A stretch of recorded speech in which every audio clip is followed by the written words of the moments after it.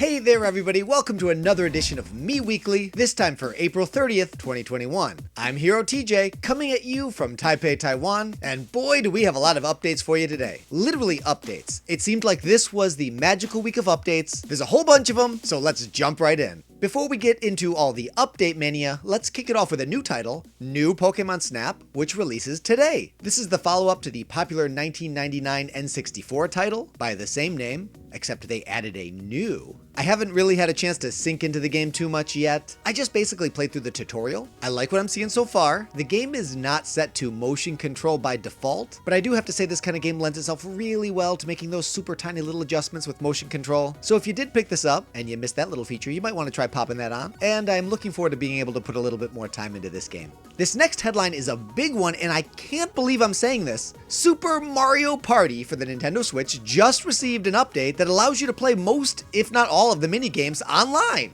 This came out of nowhere. I bought this game on launch day, and it occupied me and my wife and my kids for a few minutes. The board game is way too long. It just takes forever, and it makes us all mad at each other, so we don't really play that way. We did like rowing our way down the river, but there's something like 70 mini games in this game, and they're all really great. For the most part, they're all really easy to control, and making them available to just play with people online is the most natural thing ever. It's so obvious that it really confounded people why it wasn't available in the base game, or at the very least, a post-game patch or update, which I guess we got several years later. Now, from what I gather, the general sentiment of the gaming community is better late than never, and I guess I have to agree. I mean, Nintendo could have just left online compatibility absent forever, but they just dropped in the type of online functionality that could give this game legs for a long time. Makes me wonder if there isn't something more in store for this game. And who knows, this could have been something that Nintendo's been intending to release for a long time, and its delay is just a product of the workflow adjustments that Nintendo and many other companies had to go through for 2020. But hey, it's here. Boot up some Super Mario Party and play with your friends.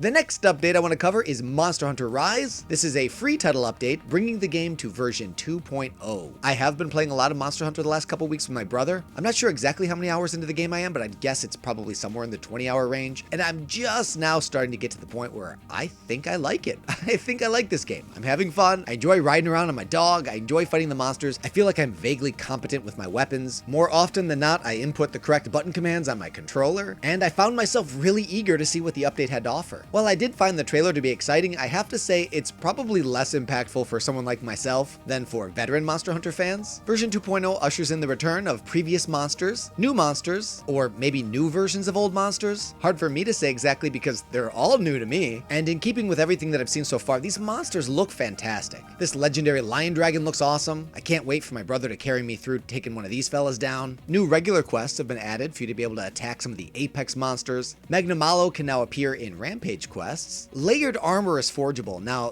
this is a pretty cool feature. A greenhorn noob like myself is just walking around in the basic Kimura set, but someone like my brother who understands all the nuances of the different types of specs you can get from certain pieces of armor, he's walking around looking like a monster horn toting warrior clown. So what layered armor allows you to do is to basically give yourself the appearance of any armor you want with the stats of your original armor. So a very welcome update from an aesthetic standpoint. They've also unlocked the Hunter rank cap, which allows you to advance beyond rank 7, which is the rank that I just reached. After running a few missions with me, my brother went from rank 7 to something like 16 in no time at all. And that's not the end of it. Version 3.0 is promised by the end of May. So look forward to several new monsters and a new ending then. Every single Monster Hunter game that comes out, I tell myself I want to play it, and then I just fall off immediately. I'm glad I stuck this one out. I appreciate the changes that they made. I'm having a lot of fun, and I'm looking forward to seeing what else it has to offer. And the last update we're going to talk about today is Animal Crossing. We've got a few upcoming events to get excited about. May Day is here. May Day, you get to use a May Day ticket to take a tour to a special island with my favorite NPC, Rover. You get to solve this tricky maze, try to find your way to the end. This is about the time when I dropped off of Animal Crossing last year, so I didn't participate in the original May Day. Maybe I'll give this one a try. International Museum Day is coming up. You can take a tour of the museum, collect yourself some stamps, which will net you some cool wall decals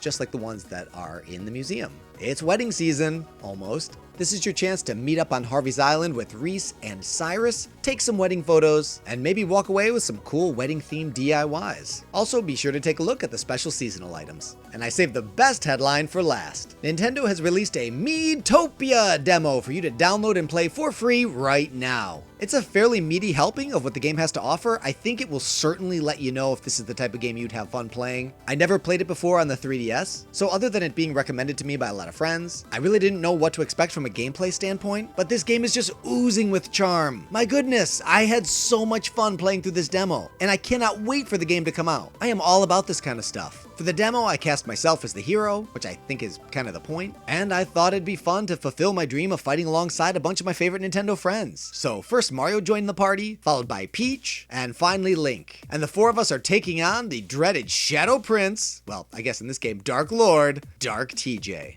Seriously, it's like this game was made for me. If you haven't played this game before, definitely download the demo. Maybe it's not for you, but you have nothing to lose. You might as well give it a try. I did receive a few requests to do a playthrough on the channel. While I do think it would be fun, I'm not exactly sure the audience at large has the appetite for it, but I did record my playthrough of the demo, so maybe I'll edit that down and release that on the channel.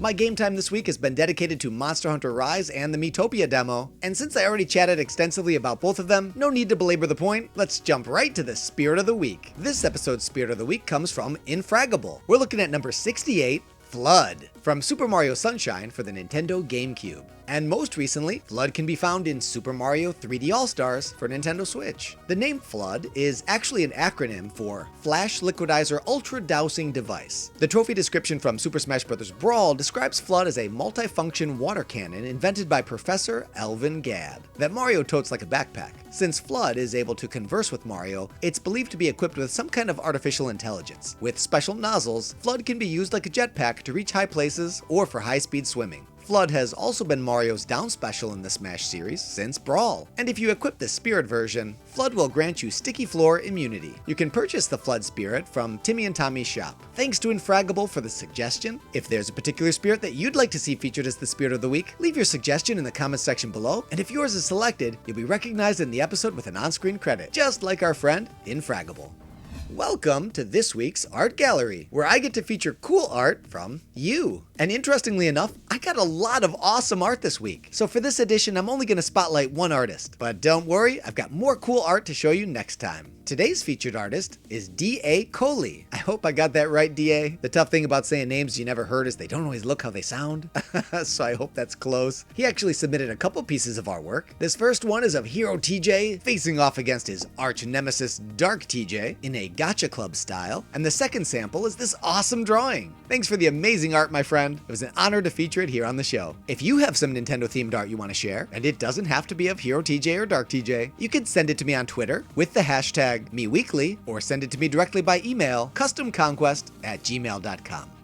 Now it's time to sound off. With the surprise announcement of the Super Mario Party update, it got me wondering, how late is too late for an update? If the user base of a game is strong, like Super Smash Bros., I guess you could continue updating the game for the entire life cycle of the console if you wanted to. Or if it's a game that's lost a little steam and you want to reinvigorate it, maybe a decent update is a good way to go. Or if you receive a huge infusion of new users to bolster your install base, a shiny new update might be an exciting way to spotlight an older title. Maybe that's what Nintendo is doing here. But I want to hear your thoughts. Is this update enough for you to go back and throw a Mario Party? Does it get you itching to jump online and play some minigames with your friends? Did you maybe skip Mario Party because of some lacking features, and this new online functionality inspired you to actually purchase the game? Leave me your thoughts in the comments section below. And that wraps up another edition of Mii Weekly. As always, I'm so glad we got to spend this time together. I love talking about Nintendo, and I look forward to getting to do it with you every Friday. So join me right back here on the Nintendo Wire YouTube channel for more Nintendo news and variety segments every week. Until then, I hope you have a super awesome, fun-filled week of playing Nintendo games. I'm gonna do my best to get a little game time in. This is Hero TJ signing out. Thanks for playing.